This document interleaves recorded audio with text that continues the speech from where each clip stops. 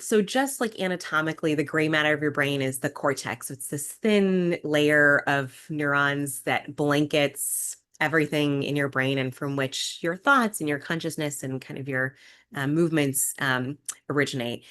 Something that's really interesting, I think, from a like metaphorical perspective, is that the gray matter of your brain is really is fragile. In some ways, it's very resilient, but in other ways, it's very fragile. And so when you starve your brain of oxygen, for instance, the gray matter is often what your cortex is often what dies first. And I think thinking about sort of this idea of binaries and gray matter, when I was a resident, something that really, I think I had as a medical student and before and as sort of like a civilian in the world, I think I had always thought of things like life and death as a very clear binary. You're either alive or you're dead, or things like illness and wellness. I thought of those as a binary, and I thought, becoming a doctor um, is about, is about separating those binary things even more cleanly. And when I was a resident, I had the experience of covering the neurological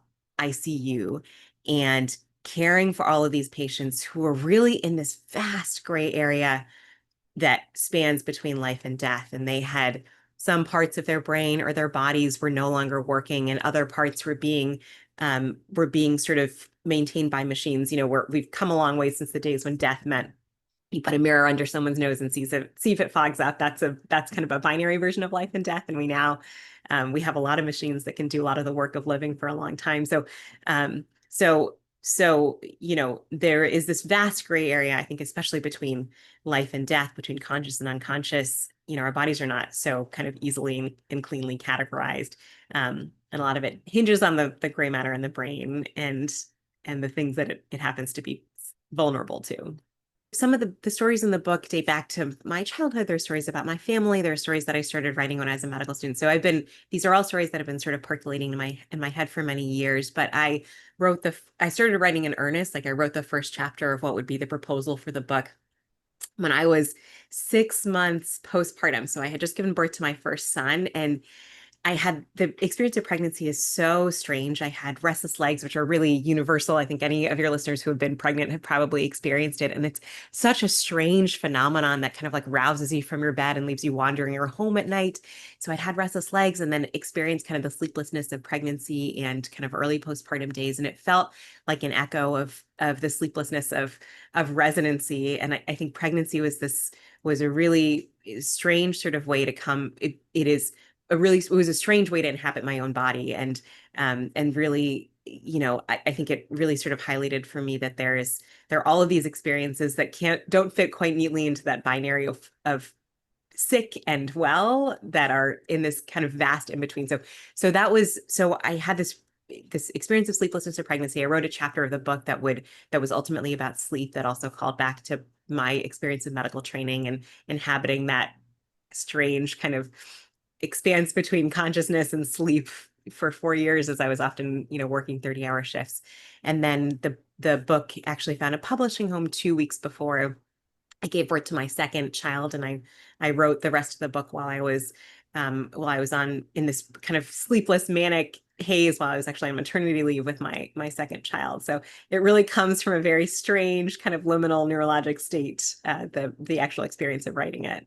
The story that you're talking about was someone who, it was really, I think there were some really interesting aspects to that particular story. So one was this person came in with a seizure, the way that we think about a seizure, the kind of seizure that you see in a movie where her whole body was convulsing. And she said, I've never had a seizure before, but once we sort of started talking about other things she'd experienced, she described hearing these particular, a handful of chords of a very specific song, and it had haunted her. And it was really reliably happened always around the same time relative to her menstrual period. And so it was this strange monthly experience that she was having. One of the earliest examples, I think, is actually not even a patient that I took care of, but just a personal example, which is my grandfather, who was a very important person in my life. When I was when I was a medical student and I was just figuring out what it was that I wanted to do, as what kind of doctor I wanted to be, my grandfather became sick, and he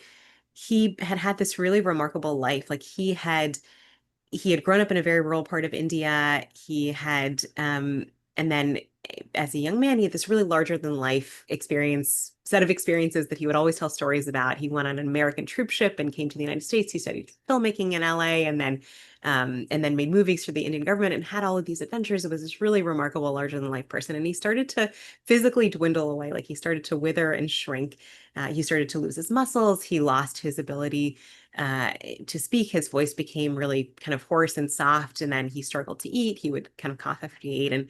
And I was a medical student. I went with him to the neurologist, and the neurologist examined his body and examined his muscles, and was able to divine that my grandfather had had a childhood polio infection that had left him with a limp, and he had what's called post-polio syndrome. So decades after someone has an infection with polio, their body can stop compensating for the illness and they can have kind of a resurgence of that childhood infection. So he had post-polio syndrome, and it was just, I had kind of two feelings about it. One was that my grandfather was this incredible, larger than life person, and it was really difficult to sort of watch him dwindle away. But the other was that it was like really felt like a magic trick to me to watch this stranger look at my grandfather, examine his body, and be able to know something about his past, his rural childhood, the village where he grew up without underground sanitation, and also kind of divine something about his future. So this doctor could tell him something about what his life was going to look like. And that was, I think, one of the first moments when I realized that, like,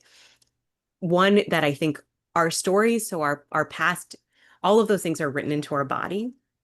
And I I was it really it made me realize that being attuned to someone's body, or the clues of someone's body, can feel sometimes like a crystal ball. So that was one that really sort of stuck with me, that example. I occasionally see post-polio syndrome now because I practice at a hospital where many of my patients were born outside of the United States, and occasionally are from countries where wild type polio is still endemic. So I see it very occasionally now, probably more than a lot of physicians in the United States do. And it always strikes me how your childhood is written into your body, the place that you're from is written to your body. All these things really kind of are carried with you and can manifest in ways you don't expect.